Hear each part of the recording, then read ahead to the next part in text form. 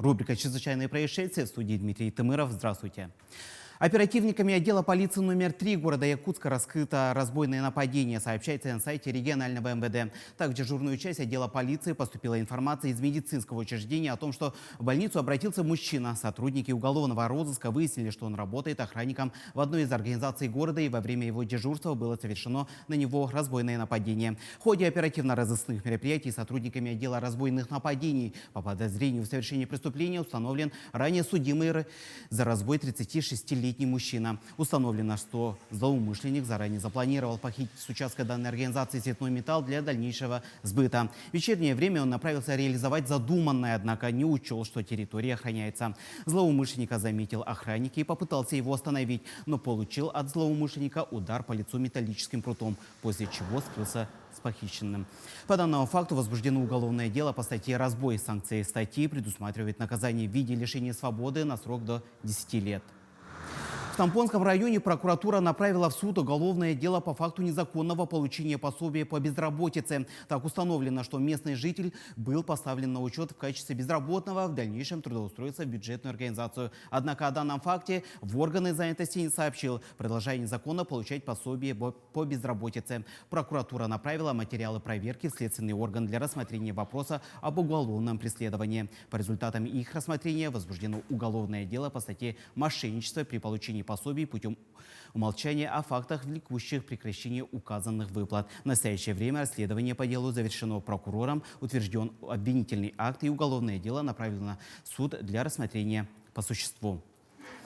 Прокуратура Верхнеколымского района через суд обязала провести профилактические медицинские осмотры несовершеннолетних. Установлено, что профилактические медицинские осмотры в отношении детей, в том числе проживающих в местах компактного проживания коренных малочисленных народов Севера, в селе Утая и в селе Нелемное, проведены ненадлежащим образом, без обследования детей рядом узких специалистов. Также установлено, что диспансеризация 15 детей-сирот не проводилась. Прокуратура района обратилась в связи с этим в суд о возложении на учреждение здравоохранения обязанности устранить допущенные нарушения путем организации проведения профилактических медицинских осмотров детей. Решением Верхнеколымского районного суда исковые требования прокуратуры удовлетворены в полном объеме. Судебное решение в законную силу не вступило и может быть обжалован сторонами, передает пресс-служба прокуратуры региона.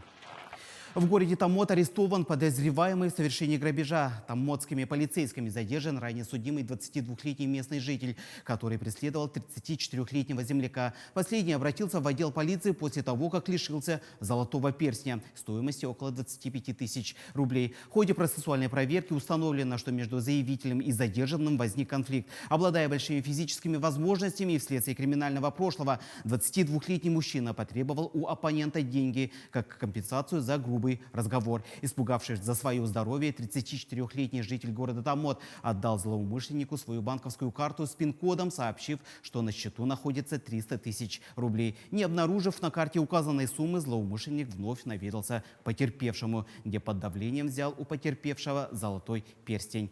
Позже злоумышленник пытался безуспешно сбыть похищенный перстень, а затем избавился от него, выбросив в сугроб. Однако это не помогло ему обойти закон. По данному факту возбуждено уголовное дело по статье «Грабеж». В отношении подозреваемого избрана мера пресечения в виде заключения под стражу.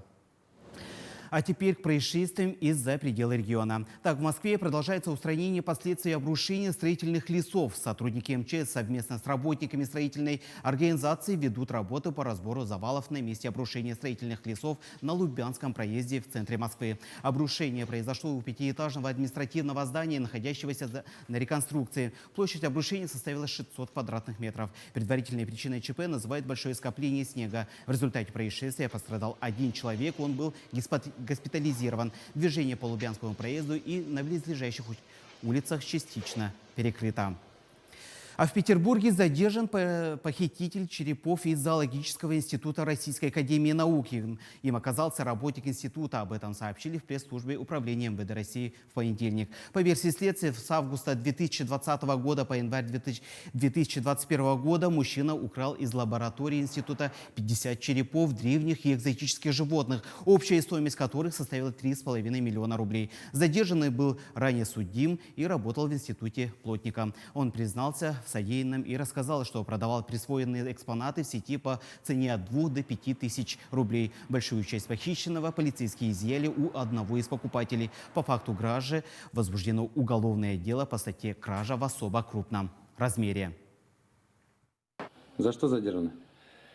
За кражу. Что украли? Черепа Откуда? с зоологического института. Как у вас получилось украсть? Втихаря. Открыл отверткой, зашел, взял. Ранее были судимы? Да, По какой статье? 264 ДТП. Раскаиваетесь в содеянном? Полностью. Это была рубрика «Чрезвычайные происшествия». Берегите себя и до новых встреч.